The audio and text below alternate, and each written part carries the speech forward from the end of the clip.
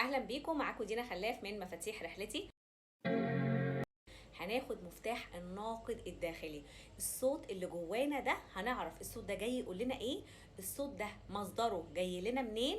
هنعرف كمان ازاي احوله من بدل ما هو نقد هدام وبيقلل مني طول الوقت وبيخليني فاشل في حياتي طول الوقت الى نقد بناء وخليه كمان لصالحي.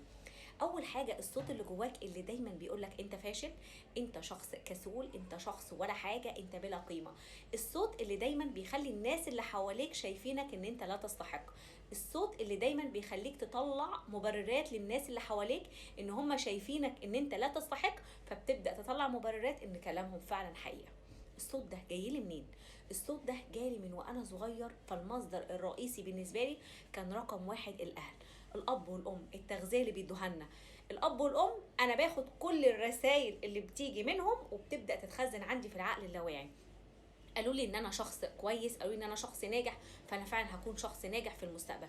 قالوا لي ان انا شخص لا استحق، ان انا شخص فاشل، فهفضل فاشل. للاسف الناقد ده بيتغذى، او الطفل اللي جواك ده بيتغذى عن طريق ان انا طول الوقت اتقال لي ان انا بستمد قيمتي من الناس اللي حواليا، ان انا طول الوقت حاسس ان انا مهما نجحت انا في فشل في حياتي. لو جبت 99% انت ليه ما جبتش ال1%؟ ده النقد الداخلي.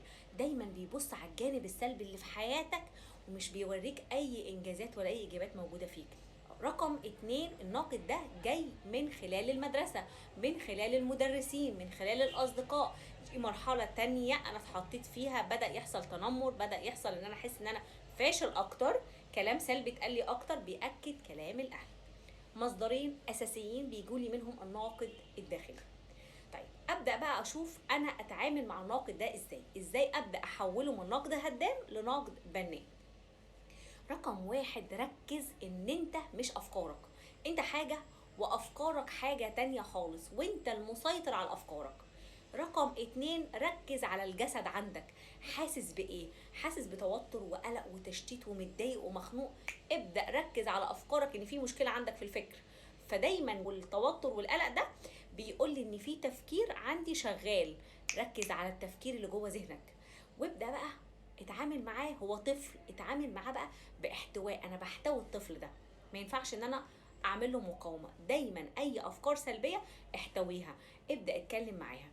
انا فاشل، فين الدليل على فشلي؟ اديني ادله. فشلت مره في حياتي، طب ما انا لازم افشل عشان انجح. طب ما انا في انجازات اكيد حققتها في حياتي الفترات اللي فاتت، اكيد في انجازات حصلت. انا خلصت الثانويه، ده انجاز. انا دخلت الكليه، ده انجاز. انا مريت بتجارب صعبه في حياتي ومريت بيها وطلعت بدروس استفدت بيها، ده انجاز. ابدا بص على حياتك من البدايه لحد اللحظه اللي انت فيها دلوقتي، هتلاقي فيه انجازات انت ما كنتش واخد بالك منها. ابدا ركز مع الصوت ده، انه جاي يقول لك انا بوريك ان انت فاشل، بس بقول لك بص بقى على الجانب الايجابي. انت فين الايجابيات اللي عندك؟ افرز بقى كده وطلع كل الحاجات اللي كانت في حياتك، وابدا ركز على كل حياتك من البدايه.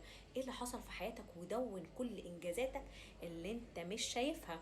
دون كل نقطة قوة فيك اللي انت مش واخد بالك منها. ركز على الحاجات القوية اللي جواك، ركز على الطاقة الإيجابية اللي انت هتكون عليها. يعني أنا دلوقتي الأهل لما غذوني التغذية دي، هم كان قصدهم ان انا انجح في حياتي، بس هم قالوها لي بطريقة غلط. فابدأ ان انا اعمل اعادة برمجة لعقلي. عندك 3 مستويات للأصوات الداخلية اللي عندك، اللي هو التحدث مع الذات. عندك مستوى أول وهو الصوت العدو، ده اخطر مستوى بيكون موجود عندنا.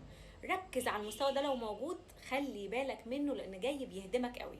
المستوى اللي بيقولك دايما ان انا فاشل، ان انا عمري ما هنجح في حياتي، ان انا ولا حاجه، ده اخطر نوع موجود في المستوى التحدث مع الذات. المستوى التاني اقل شويه، انا نفسي ان انا اخد نظام صحي، ولكن بقى ولكن دي ان انا بعد رمضان هبدا النظام الصحي. كلمه ولكن دي انا كنت طالع في مستوى حلو ونزلت المستوى تاني، فدايما عندي ولكن دي بتحطمني. عندي المستوى الثالث اللي انا اشتغل عليه بقى، المستوى الايجابي، اللي دايما بيقول لك انا استحق، انا اؤمن بقدراتي، انا اؤمن بنفسي، انا بثق بنفسي، انا شخص ناجح جدا في حياته، انا بعمل كذا مش هعمل كذا. دايما ادي لنفسك ان انت بدات، ابدا بخطوات ايجابيه في التحدث مع الذات. فخليك دايما شوف ايه المستوى اللي انت واصل فيه مع التحدث مع الذات، وخليك في المستوى الثالث اللي هو التقبل الايجابي، المستوى الايجابي اللي دايما بيعلي من روحك المعنويه، اللي دايما بيرفع مستوى ثقتك بنفسك. ركز مع الناقد ده، هو جاي مش جاي يهدمنا، قول له كده انت جاي تبنيني من اول وجديد. فابدا شوف اصواتك اللي جواك، وابدا اتاكد منها هي اني مستوى في الثلاثه، وابدا اتعامل معاها صح واحتويها، وارجع تاني قول ان هو جاي عشان يبنيني مش جاي عشان يهدمني. اتمنى تكونوا استفدتوا، وشكرا جدا لكم.